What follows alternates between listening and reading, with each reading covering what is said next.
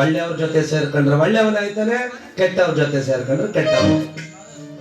ಹಾಗಾಗಿ ಈ ಬುಧ ಗ್ರಹ ಒಲಿದರೆ ಬುದ್ಧಿಶಕ್ತಿ ಬರ್ತದೆ. ಬುಧ ಗ್ರಹ ಮಿಥುನ ಹಾಗೂ ಕನ್ಯಾ ರಾಶಿಗೆ ಒಡೆಯ.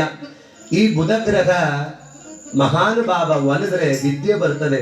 ಮನೆಯಲ್ಲಿ ಈಶಾನ್ಯ ದಿಕ್ಕಿನಲ್ಲಿ ವಾಸ ಮಾಡತಕ್ಕಂಥವನು. ಹೆಸರು ಕಾಳು ಅಂದ್ರೆ ಬಹಳ ಪ್ರೀತಿ. ಈ ಬುಧ ಗ್ರಹನಿಗೆ ಹೆಂಡತಿ ಜ್ಞಾನಿ. ಭಕ್ತಿಯಿಂದ ಪೂಜೆ ಮಾಡಿದ್ರೆ ವಿದ್ಯಾ ಬುದ್ಧಿಯನ್ನು ಕೊಟ್ಟು ಕಾಪಾಡುತ್ತಾನೆ.